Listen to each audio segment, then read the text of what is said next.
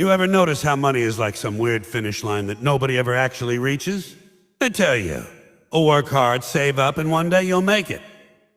Make it where? Nobody knows. That's the gag. You run and run, and the finish line just keeps moving like it's being dragged by some clown in big shoes with a fishing pole. You sweat, you pant, you grind, and when you finally think you're close, surprise. The goalpost moved 3 blocks down the road. You don't get a trophy. You don't get confetti. You just get a new bill in the mail. That's life. One giant treadmill where they let you believe you're going somewhere. But really you're just making noise and staying in the same spot, a little more tired each time. And people talk about a financial freedom. Oh, isn't that cute? If I can just save up enough, I'll be financially free. You're not free. You're free the way a dog is free on a 30-foot leash. You think you're roaming the world, but really you're circling the same patch of dirt. You don't own money. Money owns you. That paycheck you worship? It's like a shot of caffeine for a junkie. Just enough to get you through the week, not enough to ever quit. And then the dealer comes back around on Friday with another envelope, and you wag your little tail like, oh boy, I'm saved. Saved from what? The same misery you'll be drowning in next week. Look at how they designed it. They dangle the carrot, promotions, bonuses, overtime. Work hard now so you can rest later. Later never comes. Later's like a coupon you keep in your drawer that expired 3 years ago. You save it, you believe in it, and then one day you realize, oh, I never actually got to use this, did I? Retirement, they call it. Save for retirement. They want you to spend the first 60 years of your life piling up enough money so you can finally relax when you're too old to bend down and tie your own shoes. That's not a dream. That's a cruel prank. That's like telling a kid, here's your ice cream cone, and then holding it just out of reach until he's 87 years old and has no teeth left to enjoy it. And here's the kicker. The people who actually do manage to stockpile piles of money never stop chasing it. Isn't that the funniest thing? You'd think once you had a mountain of cash, you'd sit back, smoke a cigar, and watch the clouds roll by. No! They become more obsessed. They hire teams of accountants, advisors, lawyers just to protect their pile. They don't sleep at night. They're afraid the market will crash. The government will tax them. The whole system will fold. And suddenly, their giant pile will turn into a slightly smaller pile. They don't enjoy it. They're terrified of losing it. So the chase doesn't end with having enough money. The chase ends when you're dead, and even then your relatives fight each other over the leftovers like seagulls fighting for a French fry. And the middle class, oh, they've mastered the art of pretending the finish line is right around the corner. You hear them all the time. Just one more raise, just one more promotion, then we'll be set. Set for what? Set for another round of bills, set for another round of expected emergency. That's the phrase they use, unexpected emergency. Like an emergency is ever expected. Whoa, honey, I penciled in a car accident for Tuesday. Better set some money aside. No, it doesn't work that way. Life hits you with expenses like a carnival game where the targets keep popping up faster than you can shoot. Just when you've paid off the dentist, the water heater explodes.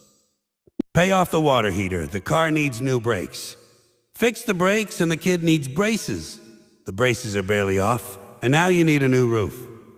The roof leaks onto the braces, and now you're right back where you started, except you're older, balder, and crankier. And the advice they give is always the same. Work smarter, not harder. Oh yeah? Tell that to the guy working 3 jobs who still can't cover rent. He's working smarter, harder, faster, upside down, and he's still behind. Smarter doesn't pay when the game is rigged. It's like playing Monopoly against a banker who prints new money every time he runs out. You can't win. You're not supposed to win. The board is designed to keep you moving around in circles, hoping that one day you'll finally own Boardwalk.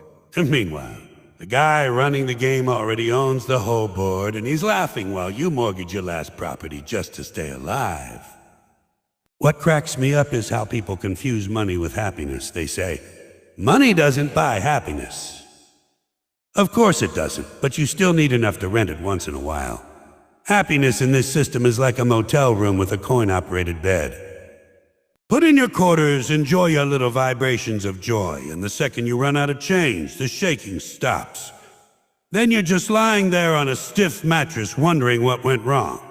And everyone keeps thinking, maybe if I had just a little more. That's the line, right? A little more. Doesn't matter if you're broke or a millionaire. They all say the same thing. If you've got nothing, you want $100. If you've got 100, you want 1,000. Got 1,000? You're dreaming of 10,000. Got 1,000,000? Well, wouldn't 2,000,000 be nicer? There's no finish line. There's just more. More is the finish line and more is infinite. Congratulations, you're running a marathon on a circular track. Hope you brought comfortable shoes. And people justify it by saying they're chasing money for the kids. Well, the kids. The human excuse machine. You ever notice every bad decision in life gets blamed on the kids? Why'd you buy a house you can't afford? For the kids. Now why'd you take a job you hate? For the kids. Now why'd you marry that guy with the mustache who smells like motor oil? For the kids. Meanwhile, the kids don't care.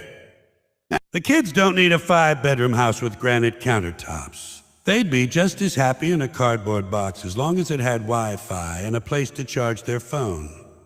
You're not chasing money for the kids. You're chasing money because you got sold on the idea that being broke is shameful.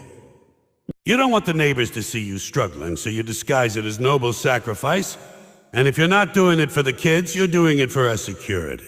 What a word. Security. What does that even mean? You can't buy security. You can buy locks, alarms, insurance policies, but real security, that's a fairy tale. You can have millions in the bank and still get flattened by a bus tomorrow. You can have the safest investments in the world and the stock market crashes because some guy sneezed in the wrong direction. Security doesn't exist. They just invented that word to keep you chasing it. It's like hunting unicorns. You'll never catch one, but it sure keeps you busy running through the forest. And people go along with it because everyone else is running, so they figure they better run too. It's the herd mentality. You ever see a stampede in a nature documentary? The animals don't know why they're running. They just see everyone else running and think, I better move or I'll get trampled. That's money. Nobody knows what they're really chasing, but they're terrified of being left behind. You stop running and suddenly you're the loser. Nobody wants to be the loser, so they keep pumping their legs day after day, year after year, until one day they drop dead on the track, still clutching their wallet like a relay baton. And what do you get for all that running? Debt. That's the big prize. Debt is the confetti shower at the end of the marathon. Congratulations, you've won a brand new pile of obligations. College loans, car loans, credit cards, mortgages. They don't even wait until you're old to slap you with it. They start you young, right out of school. Hey kid, you want an education? That'll be $50,000. Oh, you don't have it? Don't worry, we'll lend it to you. Pay it back later. Later, again with the later. And later turns into decades where you're still writing checks to cover a degree you can't even remember using. And while you're paying that off, you're racking up bills for everything else. Need a car to get to work so you can pay your bills? That's another loan. Need a house so you can feel like an adult? Another loan. By the time you've got it all, you're so buried under payments you can't breathe, but hey, at least you're chasing something, right? And the real kicker, the part that makes the whole circus hilarious, is that nobody ever tells you how much is enough. There's no number. They don't hand you a little card saying, congratulations, once you have X dollars, you can stop running. No, they leave it vague. That's the genius of the system. If they told you the finish line was, say, $500,000, you'd reach it and quit. So they keep it fuzzy, like a magician's trick. Enough is always just out of reach. You hit one milestone, they invent another. First, it's a save $1,000. Then it's a save 6 months of expenses. Then it's a save for a down payment. Then it's a save for retirement. Then it's a save for medical bills. Then it's a save for the grandkids' college. You're dead, but don't worry, we'll save for the funeral too. It's a comedy that writes itself. The endless chase for money is the only race in the world where the winners don't look any happier than the losers. You never see someone with piles of cash just strolling around grinning like an idiot because they finally have made it. No, They're stressed, overworked, paranoid, and half miserable. Meanwhile, the guy with $20 in his pocket is sitting on a porch with a beer, laughing with his buddies. Who's winning? The guy who's not running, that's who. But nobody tells you that because it ruins the game. If everyone stopped chasing, the whole circus tent would collapse, and the ringmasters would be out of a job. So they keep the music playing, keep the lights flashing, and you keep running in circles, thinking one day you'll cross the finish line. But the truth is, there is no finish line. Never was.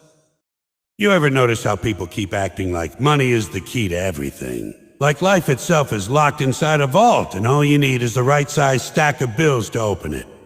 They tell you with enough money you can buy happiness. Oh, really? If happiness were for sale, it would come in a little plastic package at the drugstore hanging next to the batteries. Buy two, get one free. But it doesn't. Money can buy you a chair, sure, but it can't buy you comfort. It can buy you a watch, but it can't buy you time. You can spend all day stacking bills into neat little piles, and guess what? The clock still ticks the same. Nobody's ever bribed the second hand into slowing down. And the best part? People know this. Deep down, they know money can't buy the things that matter most, but they still chase it anyway. It's like watching a dog chase its tail. The dog knows he's not catching it, but he's committed now. He's in it for the long haul. Round and round until he collapses in the yard, dizzy and confused, wondering why the prize keeps moving. That's people with money. They've seen enough funerals to know you can't take it with you. But that doesn't stop them from shoving more into the suitcase. It's like packing for a trip where the airline doesn't even allow luggage. And the funniest part is, the things that actually matter are completely free. Time, laughter, health, love, peace of mind. These are the real treasures, and they cost nothing. You don't need a credit card to hug your kid. You don't need a loan to sit on a porch and laugh with your friends. You don't need a mortgage to enjoy a sunrise. But somehow people treat those things like the consolation prize. Yeah, I'll get to that later. First, I need to upgrade my car. Upgrade your car? To what? A shinier box to sit in while you're stuck in traffic, cursing at the guy in front of you who also upgraded his car? That's not an upgrade. That's a hamster wheel with leather seats. And then there's health. Do you know how many people work themselves sick chasing money, only to spend all that money trying to get healthy again? That's the loop. Work 20 hours a day, eat garbage, stress out, skip sleep. Then when the body finally breaks down, go spend everything you earned on doctors, pills, and fancy gyms. That's not life. That's a refund policy in reverse. You put in your best years at the front desk of the money machine, and then you pay the repair shop to patch up what's left of you. And people act surprised, like, oh wow, I didn't see that coming. How could you not? The signs were everywhere. You can't run on fumes forever. And time is the one currency you never get back. That's the biggest joke of all. People will trade the best hours of their lives for a few extra bucks. Then later in life, they trade every dollar they have to get those hours back. You can't. There's no refund line for lost time. There's no customer service desk where you can turn in your unused 20s and 30s for another round. Once it's gone, it's gone. And still people treat their time like it's worthless. They sell it cheap, they waste it, they hand it out like it's free samples at the grocery store. Meanwhile, they guard their money like it's the crown jewels. Wrong way around, folks. Money comes and goes. Time only goes, that's the deal. And let's talk about joy. Real joy. The belly laugh kind, you tears in your eyes, can't catch your breath kind. You ever notice nobody talks about that when they talk about wealth? Nobody says, I need to make another 100 grand so I can laugh harder. No, they say, I need another 100 grand so I can buy a better couch to sit on while I frown at my TV. Joy doesn't come from stuff. You can fill a house with gadgets and furniture and it won't laugh back at you. Joy comes from stupid little moments. Playing cards with your buddy, just listening to your kid tell a nonsense story, watching your dog chase its tail for the 100th time. None of that requires a cent. And yet people blow their lives chasing zeros in a bank account thinking one day magically joy will appear. Spoiler alert, it won't. And peace of mind. Oh, that's the real lottery ticket. People think peace of mind is lying on a yacht with a glass of champagne. No, that's just being drunk on water you can't afford. Peace of mind is sleeping through the night without worrying about bills, without thinking someone's going to take your stuff, without lying awake calculating interest rates in your head. And funny enough, the people with the most money often have the least peace of mind. They're too busy guarding it, managing it, fighting lawsuits, hiring security, building walls. They're prisoners of their own success, trapped in a vault that's supposed to be their treasure chest. The guy with a mattress on the floor and nothing to steal probably sleeps better. That's the comedy. The less you have, the freer you are. The lighter the load, the easier the journey. And yet we still convince ourselves that the wallet is the throne of value. Open it up, and if it's thick, you must be important. Thin wallet? Nobody cares.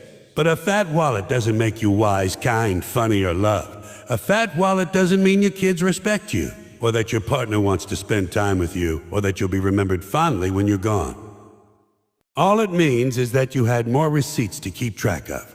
Imagine that as your legacy. He left behind a very large stack of paper. Inspiring. And you know what really exposes the illusion? Funerals are the great equalizer. Nobody stands up and says, "He had such an impressive checking account." Nobody says, "We'll all miss his collection of luxury watches." No, they talk about how he made people laugh, how he was kind, how he showed up when it mattered. They talk about the stuff you can't buy. That's when you realize the game was rigged the whole time. You spent decades polishing your toys, and when the curtain drops, nobody even mentions them. They talk about the intangibles, the free stuff, the stuff you ignored while you were chasing numbers. And memories are the real currency. Oh! You can't swipe a credit card to create one. They don't sell them in a store. They're built out of time and attention. And the sad part is, people miss the chance to make them, because they're too busy working for money to buy things they won't remember. You ever think about that? You skip a family dinner to put in overtime, so you can afford a vacation, but then the vacation is over in a week. And the memory fades, while the family dinner you skipped could have been the moment everyone remembered. You don't get to replay it. You traded it for an hour of wages. That's the math nobody likes to do. And love. Real love isn't for sale.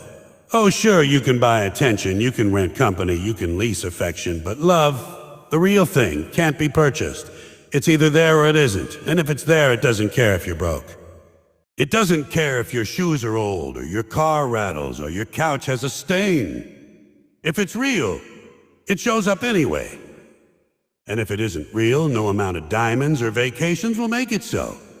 But try telling that to someone convinced they can buy romance by flashing a credit card. They'll keep trying and they'll keep failing, because money can buy a lot of things, but it can't buy someone's heart. And you know what's really funny? Some of the happiest people on earth are the ones with the least money.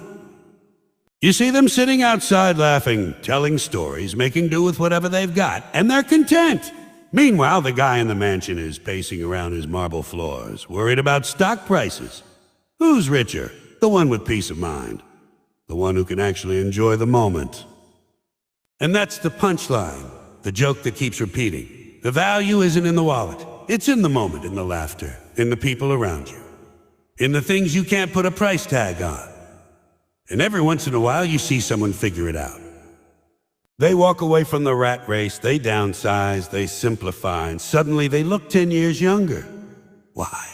Because they stopped pretending the wallet was the throne. They started treating life like life instead of a ledger. That's the secret nobody wants to admit. The real treasures are free, and the stuff you keep chasing is just wrapping paper with nothing inside. Because in the end, the real value isn't in the wallet. It never was. You ever stop and wonder why people keep buying things they don't need with money they don't really have to impress people who aren't even paying attention? That's the great joke of the modern world. It's a show-and-tell game where nobody gives a damn, but everybody still plays. You buy the shiny car, you flash the designer label. You wave around the latest gadget like it's a magic wand, and the truth is, no one's looking. Everyone else is too busy showing off their own junk to notice yours. It's like a room full of parrots all screaming at once. Nobody's listening, they're just making noise to prove they exist. And take car. Oh, cars are the funniest. People buy cars they can't afford just so strangers at a red light can glance at them for half a second. Half a second. Half a second. You're sitting there in your brand new, leather-seated, turbocharged status symbol, and the guy next to you is picking his nose in a 15-year-old sedan, and he doesn't even see you. You mortgage your soul for horsepower, and the world just keeps moving. The truth is, a car is just a box on wheels designed to get you from A to B without collapsing into a pile of rust. That's it. But no, we had to make it into a rolling billboard for self-worth. Oh, look at me. Look at my personality expressed in metallic paint, and nobody cares. Nobody's life has ever been changed by noticing your rims. And houses? Oh, houses are where the comedy reaches Broadway level. People stretch themselves into mountains of debt just to own more square footage than they could ever use. You know how much of your house you actually live in. About 3 rooms: the kitchen, the bathroom, and the place where you fall asleep. The rest is just expensive decoration for visitors you don't even like. People walk you through their homes like it's an art exhibit. This is our formal dining room. We only use it at Thanksgiving. Oh, great, you built an entire room for 1 meal a year. That's efficient. Here's the guest bedroom. Wonderful. That's where you keep the relatives who annoy you. This is our sunroom. Oh, a room specifically for the sun. What a revolutionary concept. Meanwhile, half the world is making do with a single room and a chair, and they're fine. But you needed a place just for your decorative pillows. And let's not forget clothes. Fashion is a never-ending treadmill where they convince you the shirt you bought last year has magically become ugly. Isn't that something? You wore it, you liked it, you thought you looked great, but now some expert has declared it outdated. Suddenly your perfectly fine jacket is a relic. Into the closet, off to the thrift store, and here you go buying another one. People strut around in brand names like the label is a badge of honor, as if that little stitched logo is the thing that gives them value. People are walking billboards, paying top dollar to advertise someone else's company. That's the punchline. They pay money to be unpaid human commercials. And gadgets. Oh, don't get me started on gadgets. People camp out in lines, freezing overnight, just to get a slightly shinier version of a gadget they already own. You know what the new phone does? The same thing the old phone did, only this one has a camera that can see your pores from space. People show it off like they discovered fire. Oh, look, mine has 3 cameras. Congratulations, now you can take blurry pictures of your lunch from 3 different angles. And the moment you buy it, they're already advertising the next one. That's the trick. Never let you feel satisfied. The second you think you've caught up, you're already behind again. It's like chasing a bus that keeps pulling away every time you reach the door. Why do people do this? To impress other people. That's the great cosmic joke. Nobody actually enjoys their own stuff. They buy it so someone else will go. Ooh, nice. That's it. A 2-second compliment from someone who'll forget you exist 5 minutes later. You don't own your stuff owns you. You become the caretaker of your possessions, a butler for your own junk. Yes, Master Couch, I will vacuum you again today. Yes, Master Shoes, I will polish you for strangers to admire. It's slavery dressed up as success. And the irony, the gut-busting irony, is that most of the time, nobody notices. You go to a party in your new outfit and what happens? Everyone's too busy staring at their phones. You invite people to your big house and they're watching the game on TV instead of admiring your curtains.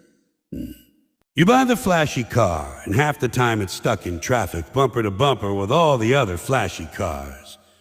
You think you're making a statement, but the statement is being drowned out in a sea of identical statements. Nobody's listening. Nobody cares, but you care. You've convinced yourself it matters. That's the trap. You think the world's opinion is the scoreboard, and you're desperate not to lose. But the scoreboard's blank. Nobody's keeping track. Nobody's awarding points. You're playing a game with no referee, no finish line, and no audience. You're just running in circles with shopping bags, hoping someone will applaud. And that's the funniest part. Buying things you don't need to impress people who don't care is the kind of comic comedy that never ends because the whole cast is on stage at once. Everyone's pretending, everyone's broke, everyone's stressed, and everyone's still buying. It's a performance with no audience, a race with no prize, a song with no melody. And the punchline is, the only one laughing is the guy who sold it to you, because in the end, you're not impressing anyone. Ever notice how everybody says money can't buy happiness, but nobody really believes it? They just nod their heads politely, like they're agreeing with some deep wisdom, but deep down they're thinking, yeah, but it could rent me some happiness, maybe lease it for a while. At least give me a weekend pass. That's how we treat money. We've been trained to think it's the solution, the key, the big prize, when really it's more like a coupon that keeps expiring while you're in the checkout line. And the sad part is most people spend their entire lives chasing it, clutching those coupons only to realize the damn store closed early. And the funny thing is, the most valuable things in life never come with a price tag. Try going to the store and buying a good night's sleep. Go ahead, tell the cashier, I'll take 2 8-hour blocks of peaceful rest with no anxiety, please. They'll look at you like you're insane. You can buy a mattress, you can buy a pillow, you can buy sheets with a 900 thread count woven by blind monks in the Himalayas, but you can't buy the actual sleep. The sleep comes from not having the stress in the first place. And that's the one thing the money keeps piling onto you. You get the money, then you get the job that gives you the money, then you get the stress from the job. Then you need the money to pay for the therapist to help you deal with the stress from the job that gave you the money. It's a loop. A nice, neat little hamster wheel with your name engraved on it. Health, same deal. Everybody wants to buy health. They want the pill, the treatment, the juice cleanse, the vitamin shot that promises eternal youth. You can't buy youth. You can buy some cream that says it'll erase wrinkles, but all it does is make you look like a wax figure under bad lighting. You can go to the gym and buy a personal trainer, but you can't buy discipline. You can't buy the willpower to stop shoving fried food in your face at 2 in the morning. Man, here's the kicker. You can't buy more time. No matter how fat your wallet is, the clock keeps ticking. You can't hand the Grim Reaper a $100 bill and say, hey pal, buy yourself something nice, give me another year. The guy doesn't take cash, doesn't take credit either. The only thing he takes is your appointment, and trust me, it's non-refundable. And peace of mind? Oh, forget it. You can't buy that. They'll say, people try. They think peace of mind comes from security systems, guard dogs, alarm codes, gated communities. All that buys you is a slightly more expensive version of anxiety. Now you're not just worried about the world. You're worried about whether the alarm works, whether the gate closes, whether the dog bites the wrong person and you get sued. You want peace of mind? You don't need a lawyer and a fence. You need to stop chasing the nonsense in the first place. But that doesn't sell well, does it?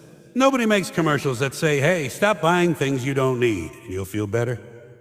No, they say, buy this car and you'll finally feel like somebody. And you know what? They're right. They're right. You'll feel like somebody with 60 payments left and a trunk too small to fit the groceries. The biggest joke about money is how it tricks us into thinking it's connected to happiness. People believe it like it's gospel. If I just had more money, I'd be happy. No, if you just had more money, you'd have more bills. Happiness isn't in the wallet, it's in the head. You ever meet somebody broke who's laughing their ass off? They don't have 2 dimes to rub together, but they're the life of the party. And you ever meet somebody rich who looks like they've been constipated for 10 years straight? That's because the money only solves the money problems. And once those are solved, you're left with the real problems, and the real problems aren't for sale. They don't stock those at Walmart.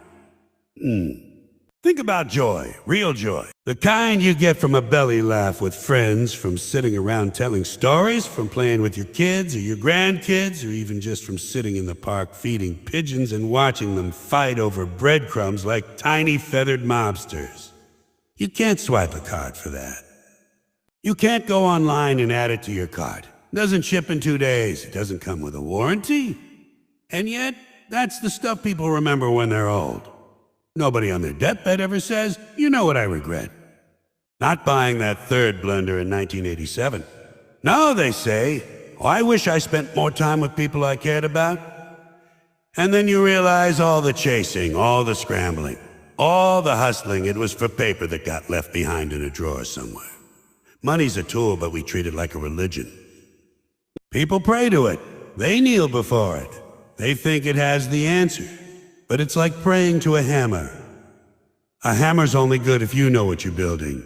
If you're just swinging it around, you're gonna hurt yourself and probably break the furniture, and that's what people do with money. They swing it around, not building anything, just smashing up their lives, wondering why it doesn't feel right. Because they forgot the hammer wasn't the point. The house was the point, the life was the point. And the wildest part is the people who have the most money are usually the ones who understand its limits the least.